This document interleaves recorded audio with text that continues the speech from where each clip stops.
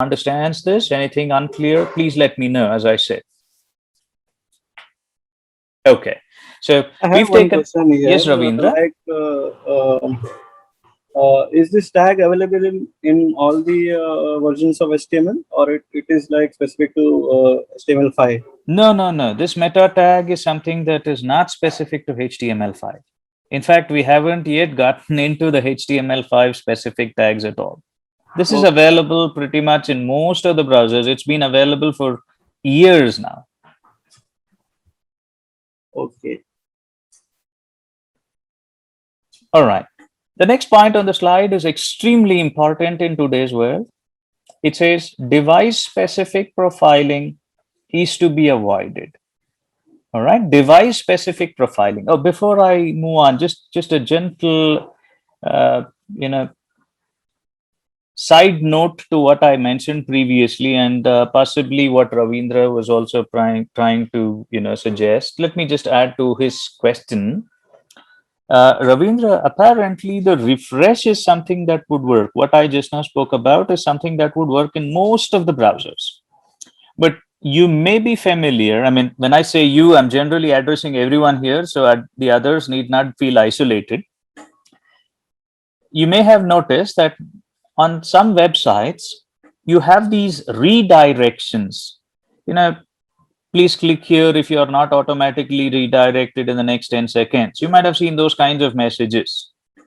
Those redirections are also implemented with the help of this meta tag. All right, those redirections, let me repeat that again, are also implemented with the help of the meta tag. Now, apparently the redirection sometimes may not be honored by some browsers. The automatic redirection may not be honored. When I say honored, may not be necessarily working properly in some browsers. The refresh, though, most of the browsers don't have a problem with it. The redirection is where there is a concern, which is why you may have noticed that they also put up a link which says if you're not automatically redirected, please click here, something like that. All right, so the concern that we have is with respect to the redirection. All right, device specific profiling is to be avoided. Extremely relevant in today's world. And for those of us who are curious, oh, what's this all about? In simple English, it's like saying, oh, please do not create multiple versions of your application just because you want to cater to different kinds of clients or different kinds of users. Let me say that again. Please do not author or create multiple versions of your web application just because you want to author or you want to cater to different kinds of clients.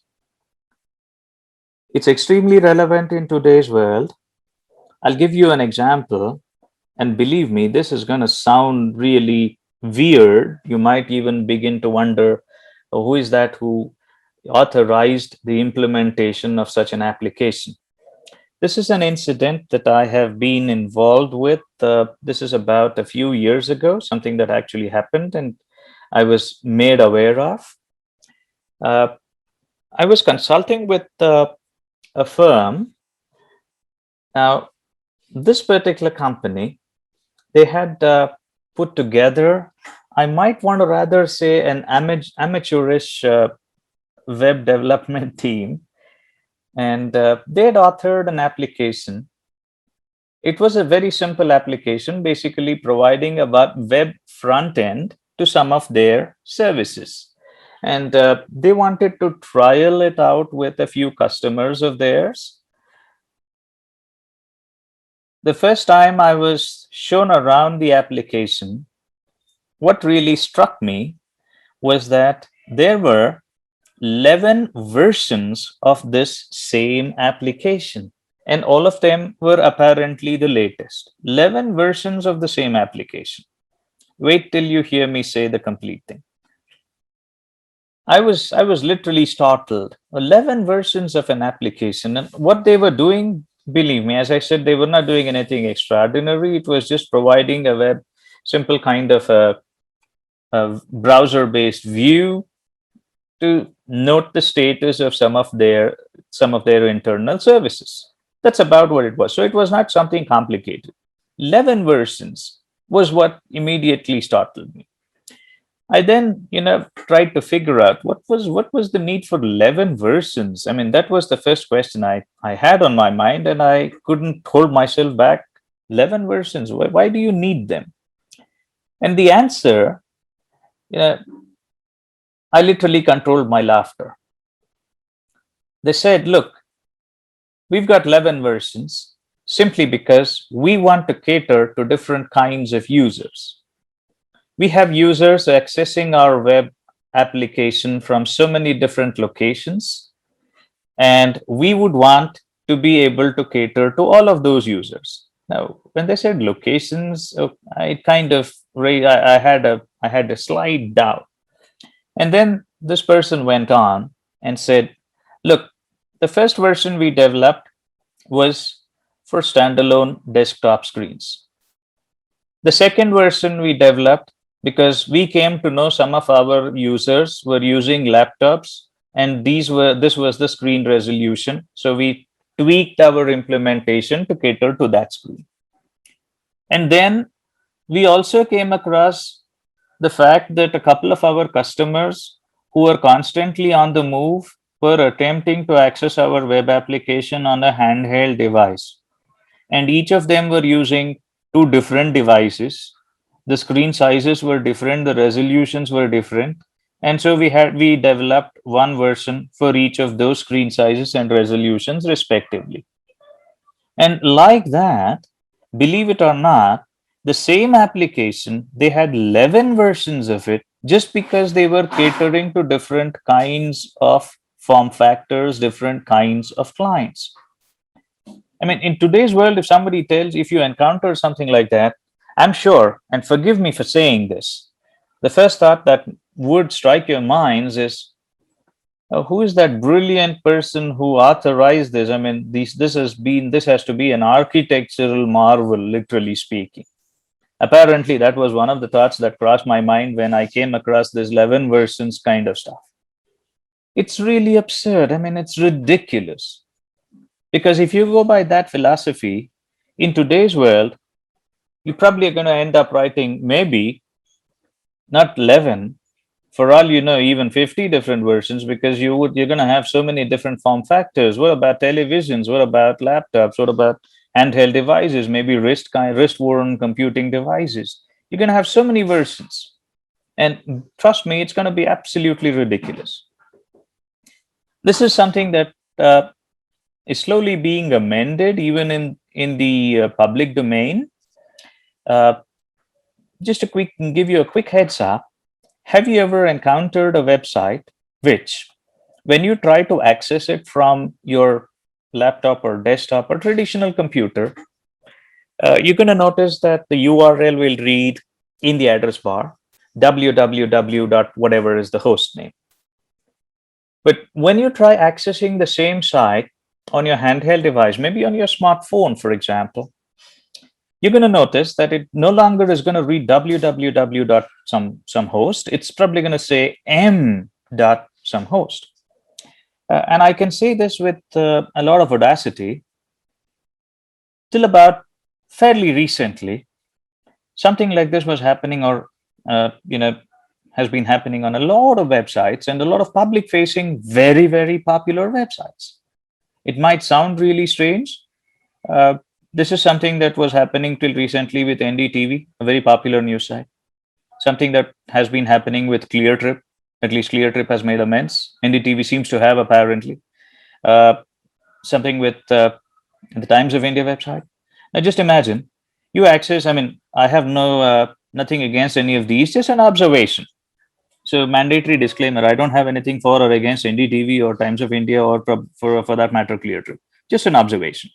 So let's suppose I go to ndtv.com on my desktop. It'll read www.ndtv.com. And I attempt accessing NDTV on my handheld device. It's going to read m.ndtv.com, which technically means that they're probably maintaining two versions of their web application. One, which is the full-fledged desktop version, and the other which is apparently a mobile optimized version.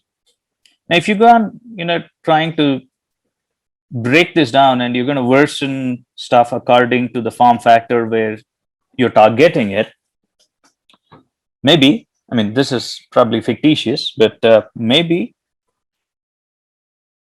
this year and the next year, apparently, we're seeing a lot of computing enabled devices which people are going to sport on their wrists, smartwatches and fitness equipment and whatnot. So for all you know, if somebody wants to access news on their wrist, oh, you're going to have w.ndtv.com, because we want to be, providing news on the wrist for people who are on the move. And maybe a couple of years down the line, well, this might sound like fantasy right now, but it's not really so. A couple of years down the line, with the introduction of the so-called augmented reality, we have glasses which can project content onto your spectacles, so to speak, the so-called smart glasses and all of that. I'm not talking about virtual reality. Augmented reality is what I'm referring to. So who knows? I mean, you might as well have a version g.ndtv.com. Now, just imagine if you're going to do something like that, you're probably going to have so many versions, maintaining them, managing them, and somebody says, "Oh, we need to change the look and feel." Well, that's going to be a nightmarish situation. So, frankly, we don't want to go down that path. Instead, we would like to have a case where there's one version of our application that can automatically adapt. Let me say that again.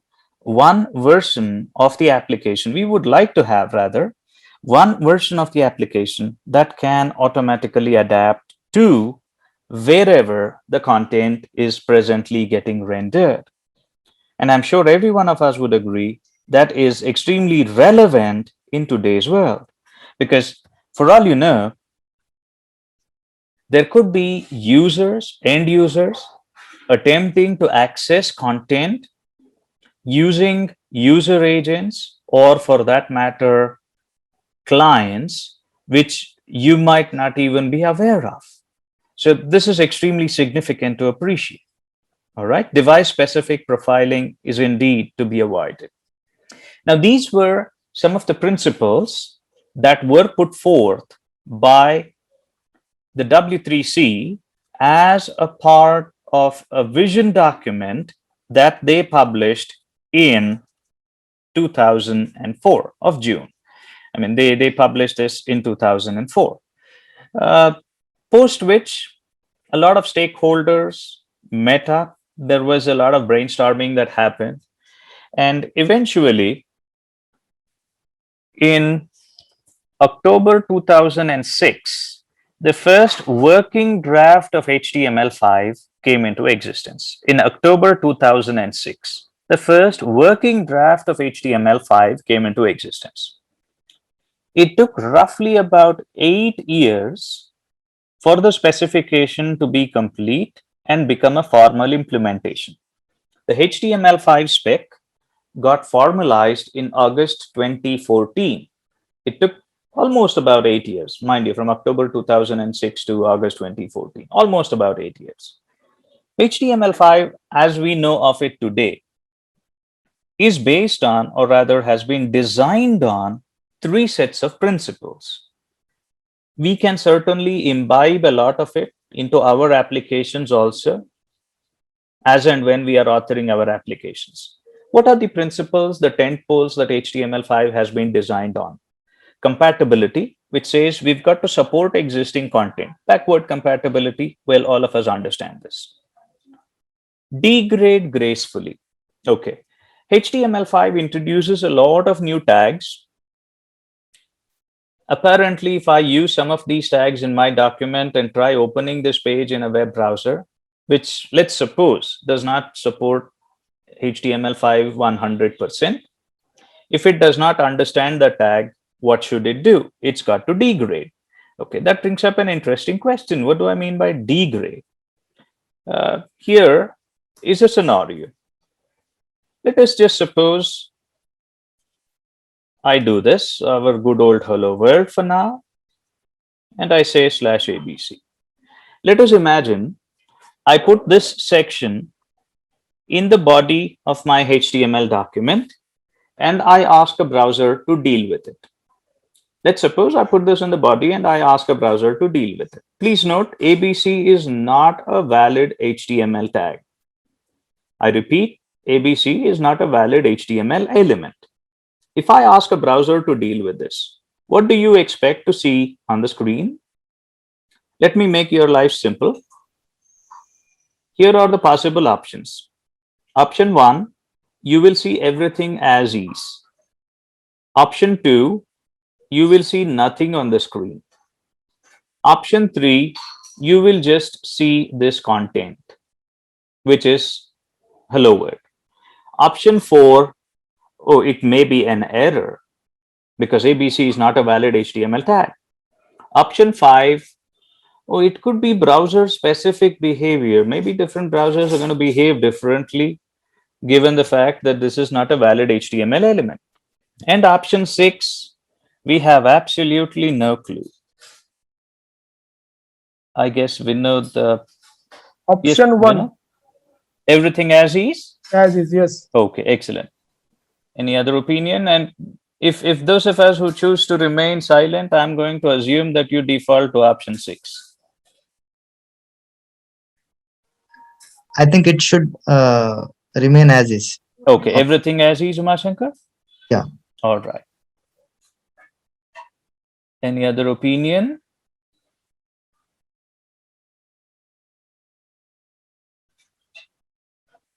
Ravindra, any idea? No, Lakshman, I think it will display as per my knowledge, Okay. but not sure uh, on different browsers it will behave differently or not. Okay, so now you seem to be looking at a combination of a couple of options. All right. Never mind. Never mind. Shweta, what would you feel this is going to be? Sir, I think it will be displayed as it is. As it is. Okay. Okay.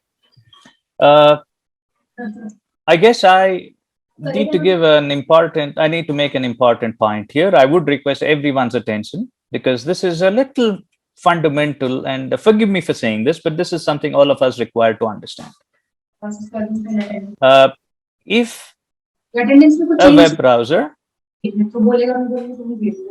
if a web browser does not understand a particular tag, the tag is simply going to be ignored. The content that the tag encloses is what is going to appear on the screen. Let me say this again. If a web browser does not understand a tag, it will not complain. So don't worry about the fact that the browser may end up with an error. No, it will not complain. No error generated. The tag is going to be ignored. The content that the tag may enclose, if at all there is some content, this is what is going to appear on the screen. This content is simply going to be dumped onto the screen. This is true with every web browser. There is no disparity here. All web browsers are built to behave in this particular manner. Okay, if I may try relating this to something that I have been given to understand. I've been given to understand most of us are working with Angular, are we? Yes, yes. Excellent. Now, in our index.html, in that Angular application, let us suppose we have this. I guess you'd agree this is something all of us would have seen, haven't we? Hi, Lakshman. Yes, Ravindra. Before jumping to the Angular content, the previous code that you have written, like ABC. No, I'm not jumping to Angular, Ravindra. I'm just trying to bring in the same context into this same concept into this context. Right. Okay. I need to say like that only. So, like in the previous, I will revert. So that yes, there we are. Yeah, we have ABC tag here, and under that we have return hello world. So what if we have nested tags that are not like relevant tags, like after ABC, if we put PQR tag. All the tags that a browser, thank you, Ravindra. All the tags that the browser does not understand will be ignored. The tag is never going to be shown on the screen. So even if I were to have something like, as you were suggesting, I have a PQR here, and maybe I have a PQR here, all the tags that a browser does not understand will simply be ignored, which means this gets ignored, this gets ignored, because the browser doesn't know what this is. This is some content that it sees, some textual content, and this content is simply dumped onto the screen. Sure, thanks. Hope that answered, Ravindra. Yes. All right, all right.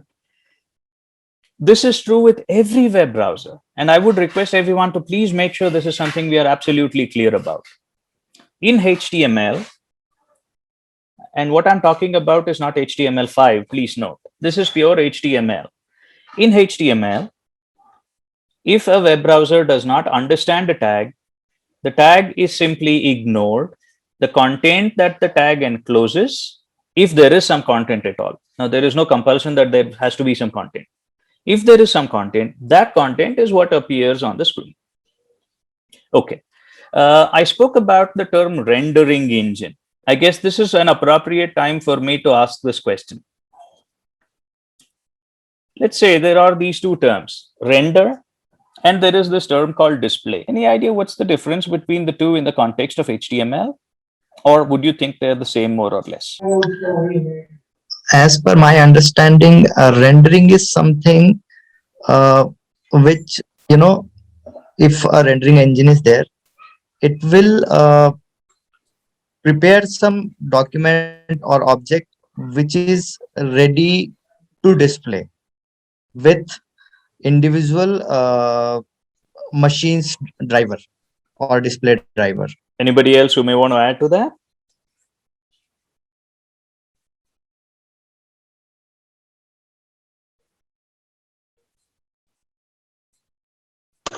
I think render is the process is before the display, Mm-hmm.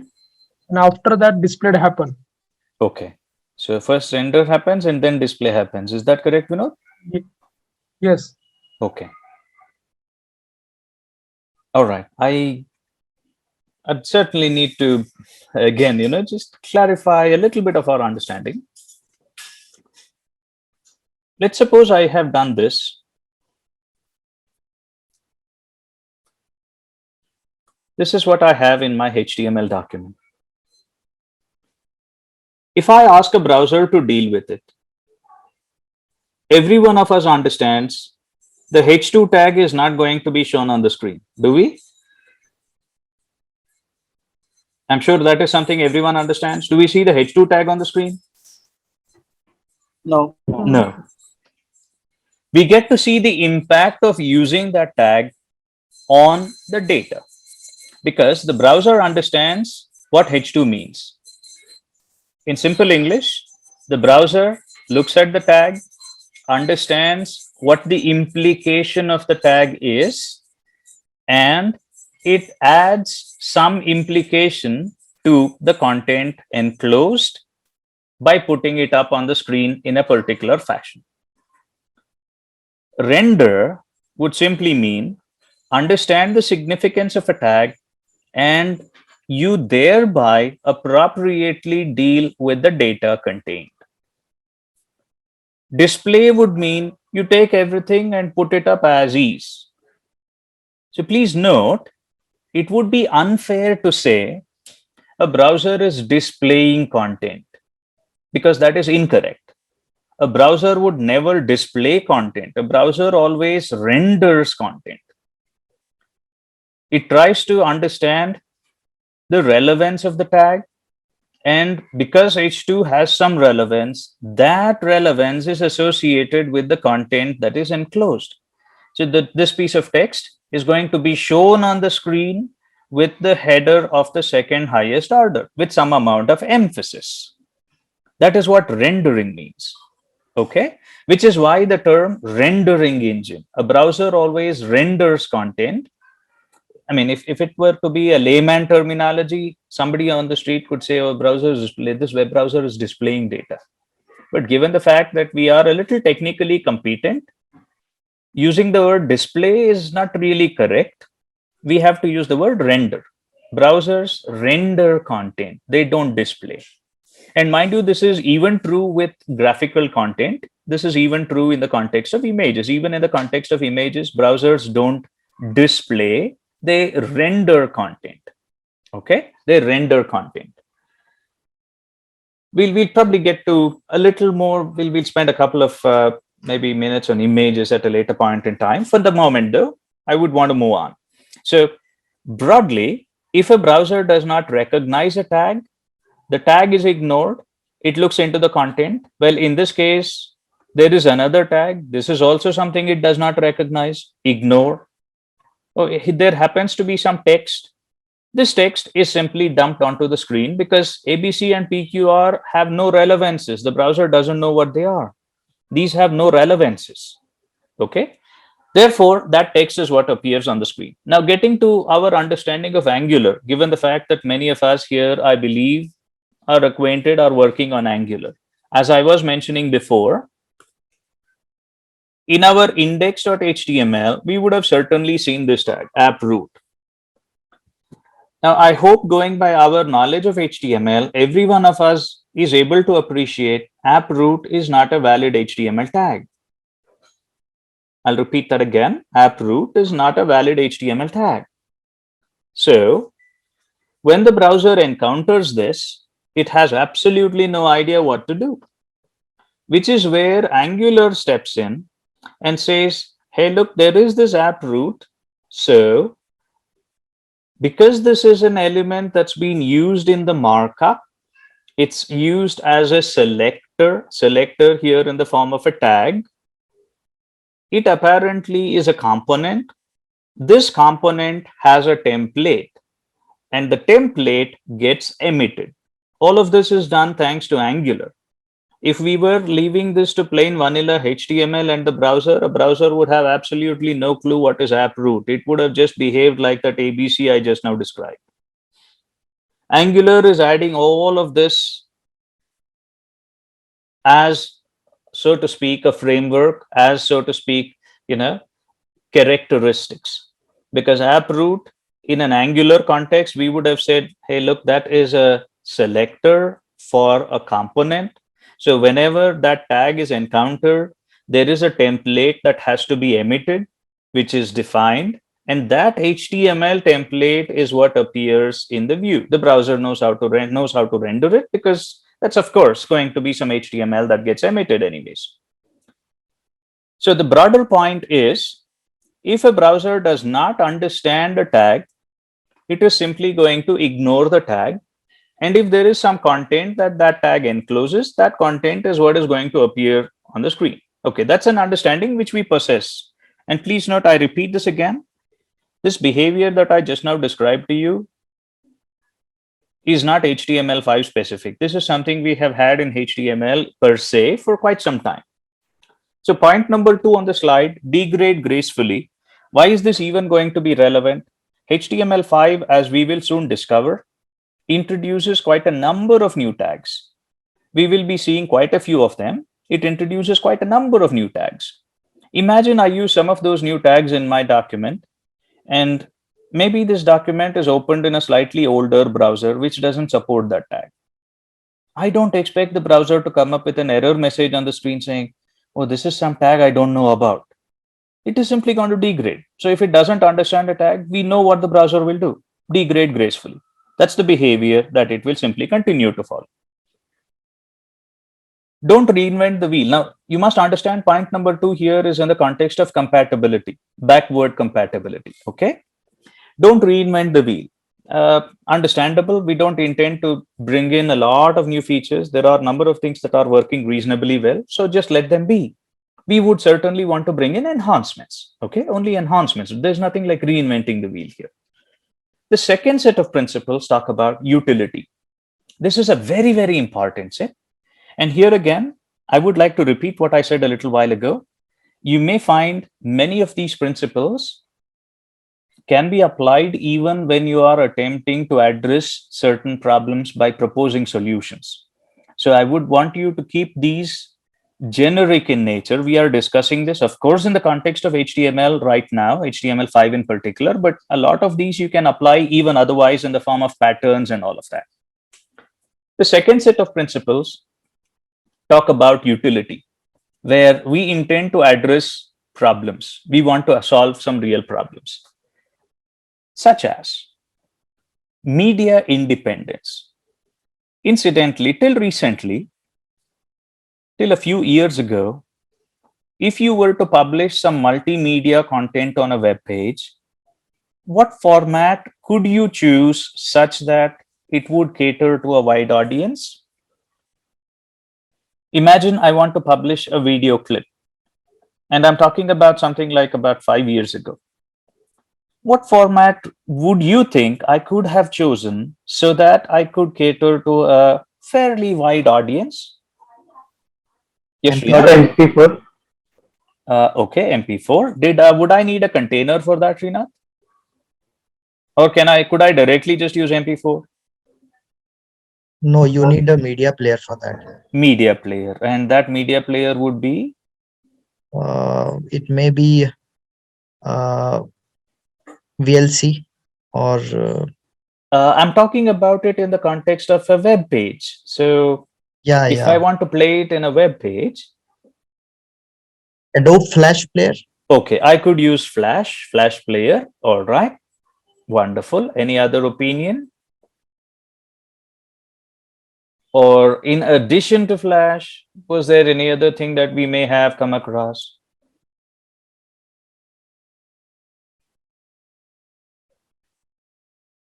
Given that we have a few .NET developers here, I think this is a very appropriate question. Windows Media Player. On a web page, Umashankar? Web page again, that's not. No, no.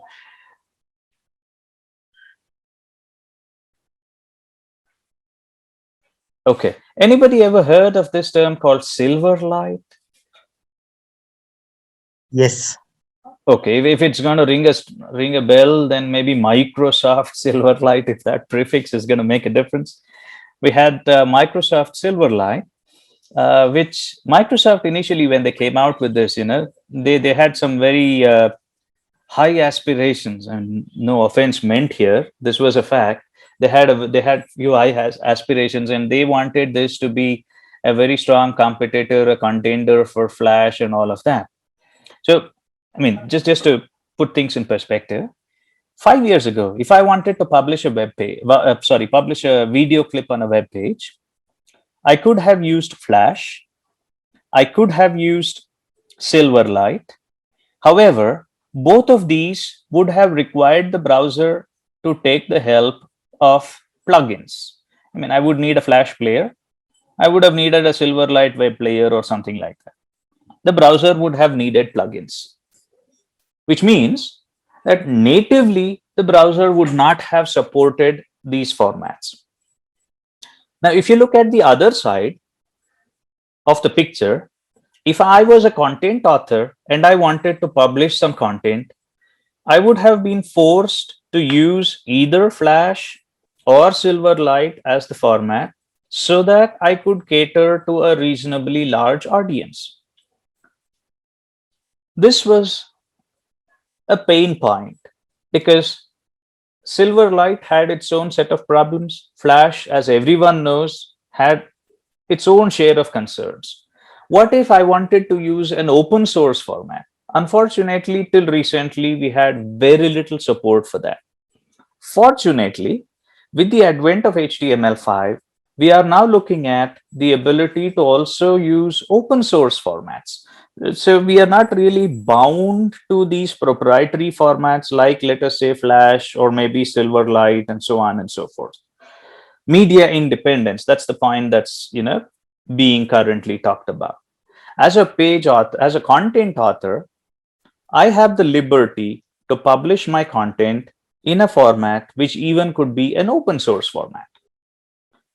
Point number 3, very, very significant here, universal access. Universal access, and there are two perspectives to this. Let me quickly bring in both of them. both of them require to be understood. One, the ability to access content when you need it, in whatever form you may need it. I'll say that once again. That's the first perspective. I'll say that once again.